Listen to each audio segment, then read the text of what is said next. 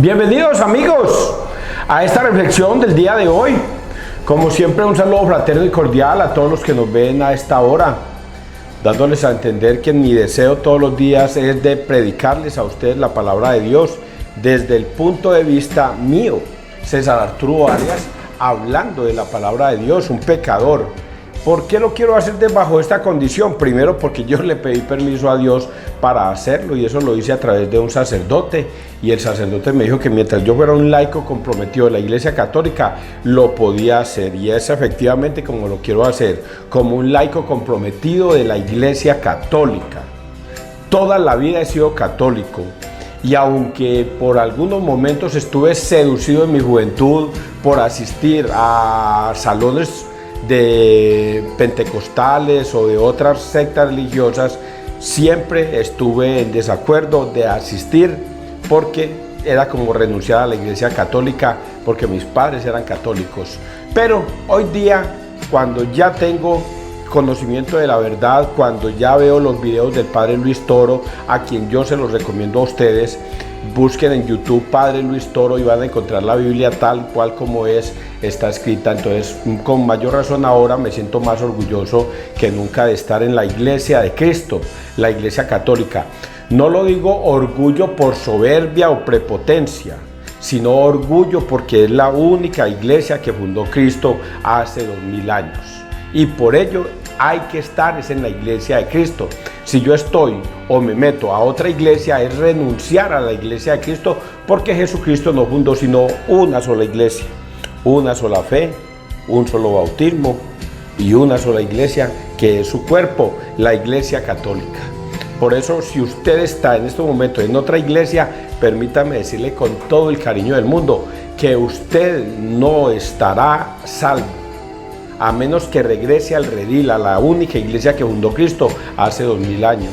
Algunos no quieren creer esto y persisten en su deseo de apostatar de la Iglesia de Cristo, perteneciendo a otra iglesia separada y creyendo que ahí van a encontrar la salvación.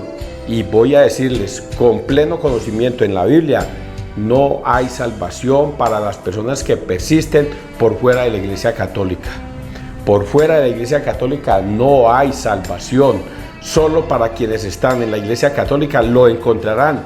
Solo sí y solo sí, si esos católicos son verdaderos católicos en la fe en Cristo. Porque malos católicos, ¡ja!, eso es lo único que hay. Van a misa y después se van para cristales, para burdeles, para discotecas, para bares, para hacer toda clase de ignominias, y son católicos. Pero ¿hay salvación para ellos? No. Nosotros los católicos tenemos claro eso, de que hay que ser un verdadero católico para poder entrar al reino de los cielos.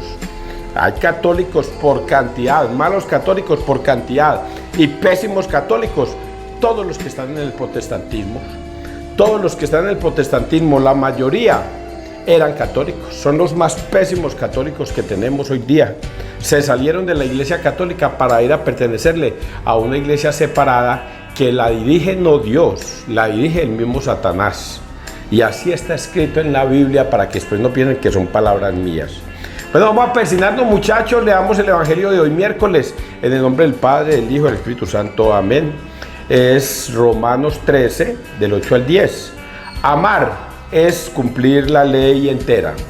Hermanos, a nadie le debáis nada más que amor, porque el que ama a su prójimo tiene cumplido el resto de la ley.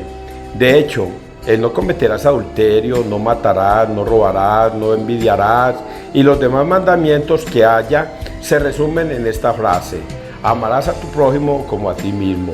Uno que ama a su prójimo no le hace daño. Por eso amar es cumplir la ley entera. Se basa en el amor a los demás. Lo que yo estoy haciendo aquí, lo hago por amor al prójimo, por amor a los protestantes, por amor a los evangélicos, a los que se han salido de la Iglesia Católica, por amor a los malos católicos. ¿Por qué por amor? Porque con mi prédica les estoy insinuando de que estar por fuera de la Iglesia de Cristo se van a condenar. Y por amor les estoy llamando la atención para que regresen al redil. ¿Porque lo está diciendo César? No, porque así está escrito.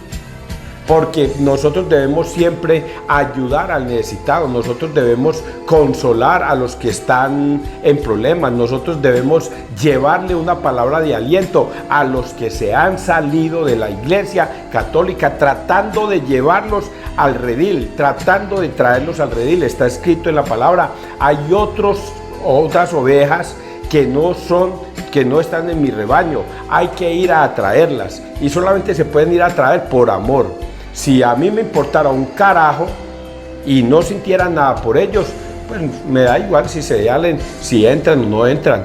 Pero por amor estoy haciendo esto, predicarle a los evangélicos, a los protestantes, a los que se han salido, y también predicarle a los malos católicos. Es la forma como yo retribuyo este detalle de la primera lectura que le dice Pablo a los romanos, que debemos amar al prójimo como a nosotros mismos. Oiga, fornicar, ¿cuáles otros pecados dice aquí? Robar, el adulterio, no matarás, no robarás, no envidiarás, y los demás mandamientos que haya se resumen en esta frase: amarás a tu prójimo como a ti mismo. Pues bien, ese es un bonito mensaje. Por eso Jesucristo también decía a una persona le preguntaba de los hermanos fariseos, y les decía: ¿qué debo hacer para heredar el reino de los cielos, Señor? Y Jesús les decía: ¿qué está escrito? Y él decía: amarás a tu Dios con todo tu corazón, con toda tu alma, con todo tu ser, y amarás a tu prójimo como a ti mismo. Y Jesús le dice: muy bien, has contestado, haz esto y te ganarás el reino de los cielos. Pero él, con el ánimo de ponerlo a prueba, le dice: pero ¿quién es mi prójimo? ¿Quién es mi prójimo? Para yo cumplir con ese mandato. Y ahí es cuando Jesús cuenta la historia del hombre que iba de un pueblo era un samaritano que iba a mercadear, y lo robaron en el camino y lo dejaron casi muerto. Pero un hombre que iba de cierto camino a mercadear es la cosa. Pasó por allí un sacerdote, lo vio, dijo: lástima que yo esté trabajando para Dios, y no lo quiso ayudar. Luego pasó un levita, no lo quiso ayudar, le dio miedo de ayudarlo porque de pronto lo asaltaban a él. Pero dice que pasó un samaritano, alguien que ni siquiera creía en Dios, un ateo, y ese sí sintió compasión, misericordia y amor por esa persona que estaba allí tirada al piso. Y lo levantó, lo curó, le limpió las heridas, lo subió a la cabalgadura, lo llevó a una posada y allí dio plata hasta para que lo cuidaran, hasta que si hacía falta más plata, cuando él regresaba daba más plata, pero que lo cuidaran bien. Y pues esa es la gran lección que Dios nos da del amor al prójimo. ¿Quién es mi prójimo? El que es capaz de ayudar a otra persona necesitada. Amar al prójimo, a otra persona necesitada, se ganará el cielo. Así diga que no cree en Dios, pero si ama a Dios, pues si ama al prójimo, dice Dios: yo le regalo el reino de los cielos, porque está escrito que amar al prójimo puede ganarse uno el cielo.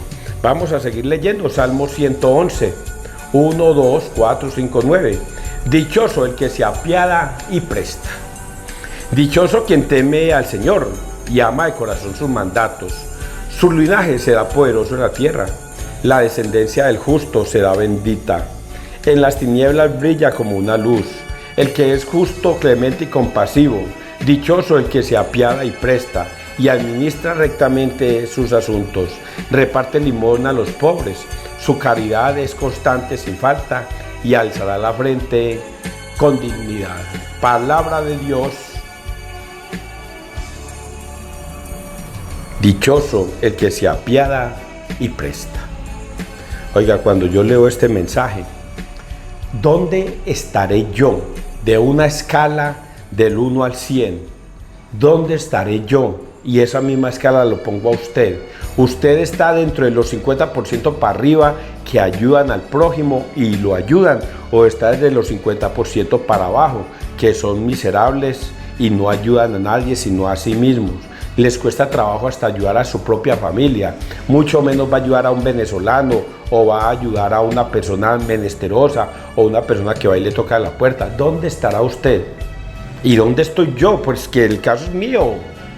Voy a decirle dónde estoy yo. 70%. Yo soy muy bueno para ayudar a los demás, muy bueno. Me encanta ayudar al prójimo, me encanta servirle a una persona necesitada. Si yo veo a una persona necesitada y de mí cabe poder ayudarla, yo lo ayudo. Pero miren, solamente me doy hasta el 70%. No soy capaz de dar más. Debería decir doy el 100%. Pero a pesar de que yo soy muy bueno para ayudar a los demás, digo que podía ayudar mucho más. ¿Y por qué me doy 70%? Voy a decirlo. Porque yo recuerdo haber ayudado a una persona que llegó a la unión con un niño, y ese caballero tenía una chácara en un pie y trajo un niño en brazos, un niño no, en brazos no, de por ahí 6 años, 5 o 6 años, y entonces yo le brindé mi casa para que se hospedara en una habitación que quedaba ahí en la parte de afuera de mi casa. La estaba organizando para uno de mis hijos, pero ya la tenía acomodada con cama y toda la cosa. Y como habían recién pintado la casa, yo sufría rinitis, entonces yo no quise amanecer ese día en mi casa, sino que amaneció el caballero con su niño en esa habitación. Cuando regresé en la mañana, el señor se me había robado la cama, se había robado la cama nueva que tenía yo ahí y la había vendido. Y evidentemente puse el anuncio en la televisión y descubrí que la había vendido por 10.000 pesos por a otra parte. Recuperé la cama y toda la cosa, y desde ahí, desde ese momento yo dije: no vuelvo a hospedar a nadie en mi casa. Y a veces presentan aquí casos de personas que han hospedado a venezolanos. Qué pena señalar venezolanos, han señalado aquí venezolanos, y esos venezolanos de rabia han matado a sus propios inquilinos, a las personas que vivían con ellos, que les brindaron la mano, y los han matado por robarlos. Y yo dije: yo no vuelvo a hacer eso. Por eso mi ayuda es del 70%, 70%. A veces puedo subir al 80%, a veces puedo subir al 100%, pero me voy a quedar en un estandarizado del 70%. Tú amas al prójimo. ¿Qué tanto amas al prójimo? ¿Del 50% para arriba, del 50% para abajo, o del 0%? No amas al prójimo. Y Dios nos dice acá que quien no ame al prójimo no tiene nada que ver con Dios. Y voy a decir el Evangelio, que es San Lucas 14, 25, 33. El que no renuncia a todos sus bienes no puede ser discípulo mío. En aquel tiempo mucha gente acompañaba a Jesús. Él se volvió y les dijo: si alguno se viene conmigo y no pospone a su padre y a su madre y a su mujer y a sus hijos y a sus hermanos y a sus hermanas e incluso a sí mismo, no puede ser discípulo mío. Quien no lleve su cruz detrás de mí no puede ser discípulo mío. Así, ¿quién de vosotros, si quiere construir una torre, no se sienta primero a calcular los gastos, a ver si tiene para terminarla? No sea que si echan los cimientos y no puede acabarla, se pongan a burlarse de él los que miran diciendo: este hombre empezó a construir y no ha sido capaz de acabarla. ¿O qué rey, si va a dar la batalla a otro rey, no se sienta primero a deliberar si con 10.000 hombres podrá salir al paso del que ataca con 20.000? Y si no, cuando el otro está todavía lejos, envía legados para pedir condiciones de paz. Lo mismo vosotros, el que no renuncia a todos sus bienes no puede ser discípulo mío. Palabra de Dios, gloria a ti, Señor Jesús. ¿Quién no entiende este evangelio? Todo el mundo lo entiende, todo el mundo lo tiene en práctica. Y Dios nos ha enseñado eso, y a través de nuestros padres y al asistir siempre a la misa se nos ha metido siempre, y cada vez que escuchamos el evangelio lo hemos escuchado. Y es más, el primer mandamiento nos dice exactamente eso: amarás a tu Dios con todo tu corazón, con toda tu alma, con todo tu ser, y amarás al prójimo como a ti mismo. Ese primer mandamiento es fundamental, porque en eso es que se basa la ley de Dios, en la ley del amor. Pero Dios dice que para amar debe primero poner a Dios por encima de todas las cosas. A Dios. Por eso Jesucristo dice: quien ame más a su padre o a su madre o a su esposa o a sus hijos más que a mí, no es digno de mí. No puede ser discípulo mío. Debe entregarse de corazón a los demás y debe poner por encima a Dios. ¿Y qué es poner por encima a Dios? Poner por encima a Dios no es decir: no, primero Dios y después la gente. Primero Dios y después el trabajo, primero Dios y después la diversión. No es simplemente decirlo de boca, sino hacerlo, cumplir ese mandato. Por eso Dios nos dice acá en ejemplos de un hombre que vaya a construir su casa. Si no tiene para terminarla, es mejor que no se ponga a construirla. Si un capitán o un dueño de un ejército no tiene para ir a guerrear, es mejor que no se vaya a guerrear, mi hijo, porque va a quedar como un ridículo. Entonces Dios nos dice que debemos amarlo a Él por encima de todas las cosas en todo momento. Nosotros no hemos sido capaces de ponernos a prueba en ese tema. Vamos a poner a Abraham.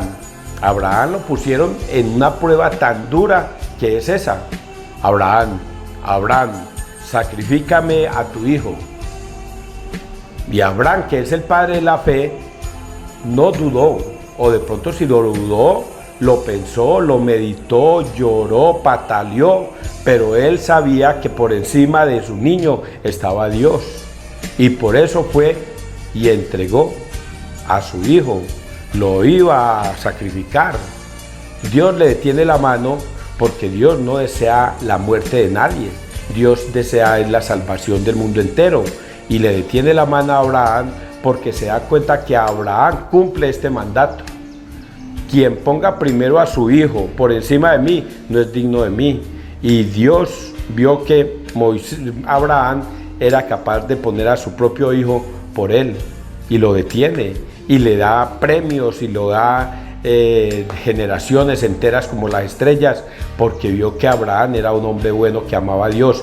Eso mismo está diciendo Jesucristo en su época, que quien ponga primero la tierra, sus negocios, su familia por encima de Dios no es digno de Dios. ¿Cuántos de ustedes dicen no puedo ir a misa porque voy para un paseo?